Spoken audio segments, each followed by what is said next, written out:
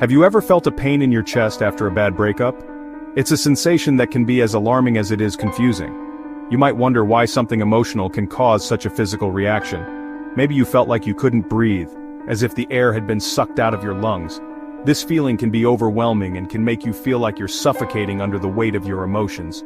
Or perhaps it felt like someone punched you in the gut, leaving you doubled over in agony. This kind of pain can be so intense that it feels like a physical blow, even though no one has touched you. It's not all in your head. Heartbreak hurts physically, the pain you feel is real, and it's your body's way of responding to emotional distress. When we experience emotional pain, our brains interpret it similarly to physical pain. This is because our brains are wired to protect us from harm, whether it's physical or emotional. This is because the same areas of the brain light up in both instances. Studies using brain imaging have shown that the regions activated during emotional pain are the same as those activated during physical pain. Our brains are wired to protect us from danger, and this includes the danger of emotional pain. When we feel emotional distress, our brain sends out signals to protect us, just as it would if we were in physical danger. Emotional pain can be just as threatening as physical pain. It can affect our mental and physical health, leading to symptoms like chest pain, shortness of breath, and even stomach issues. Understanding this connection can help us better manage our emotional well-being. Think about the last time you stubbed your toe. It was probably an unexpected and sudden jolt of pain, right? You might have been walking around your house, minding your own business, and then, bam! Your toe hits the edge of a piece of furniture. The pain is sharp, immediate, and intense. You might have even let out a yelp or a few choice words. The pain radiates from your toe, making you hop around on one foot, clutching your injured toe, trying to make the pain go away. It's a very visceral physical experience. You felt a sharp, immediate pain. This kind of pain is easy to understand because it's directly linked to a physical injury. Your brain receives signals from the nerves in your toe, and you react almost instinctively. But what about emotional pain? Now think about a time someone broke your heart. Maybe it was a breakup, a betrayal, or the loss of a loved one. The pain you felt was deep and overwhelming. You might have cried, felt a heavy weight in your chest, or even experienced a sense of numbness. This kind of pain isn't as straightforward as stubbing your toe, but it's just as real, if not more so. You might have felt a similar kind of pain, even though nothing physically touched you. Emotional pain can be just as intense and debilitating as physical pain. It's a different kind of hurt, one that affects your mind and soul. But why does emotional pain feel so real, even though there's no physical injury? This is because your brain processes emotional and physical pain in similar ways. When you experience emotional pain, the same areas of your brain that are activated by physical pain light up.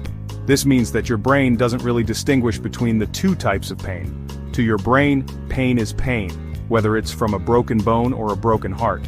When you experience heartbreak, your brain releases hormones that cause physical symptoms like fatigue, loss of appetite, and even chest pain. These symptoms are your body's way of responding to the emotional distress you're going through. It's like your brain is saying, hey, this hurts, we need to heal. The physical symptoms are a manifestation of the emotional turmoil inside you. It's your body's way of saying, hey, this hurts, we need to heal. Just like you would take care of a physical injury. It's important to take care of your emotional wounds. This might mean taking time for self-care, talking to a friend or therapist, or engaging in activities that bring you joy and comfort.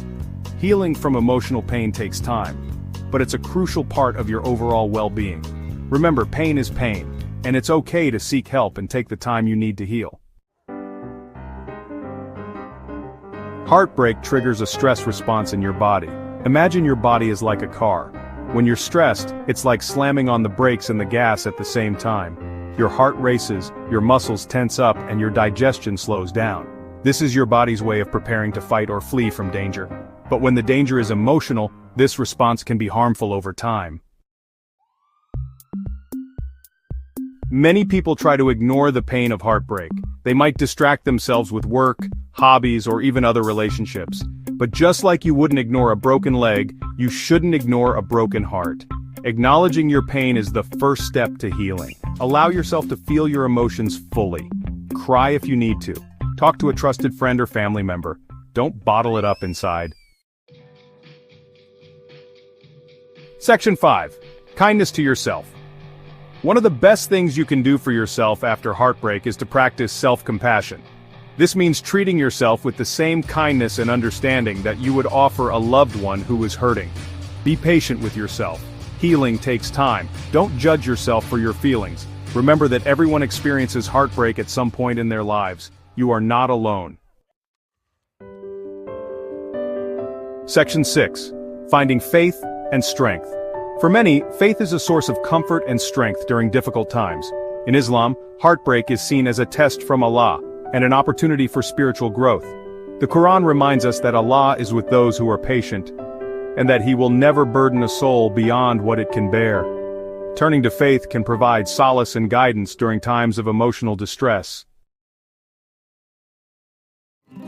Section 7. Words of comfort from the Qur'an. The Qur'an offers words of comfort and reassurance for those experiencing heartbreak. It serves as a guiding light for many who are navigating through the turbulent waters of life. The verses within this holy book provide solace and a sense of peace, reminding us that we are never alone in our struggles. Whether it is the loss of a loved one, the pain of a broken relationship, or the stress of daily life, the Qur'an has words that can soothe the soul and bring comfort to the heart. One verse states, "And we will surely test you with something of fear and hunger and a loss of wealth and lives and fruits, but give good tidings to the patient." This verse acknowledges the inevitable trials and tribulations that we all face in life. It is a reminder that these challenges are not punishments, but tests of our faith and resilience. The promise of good tidings to the patient encourages us to endure with grace and trust in the divine plan. It teaches us that patience is not just about waiting, but about maintaining a positive attitude and faith during difficult times. This verse reminds us that challenges are a part of life, and that patience and perseverance are rewarded. It is through these experiences that we grow stronger and more resilient. The Qur'an encourages us to see beyond the immediate pain, and to trust that there is a greater purpose behind our struggles. It reassures us that every hardship we face is an opportunity for growth and spiritual development.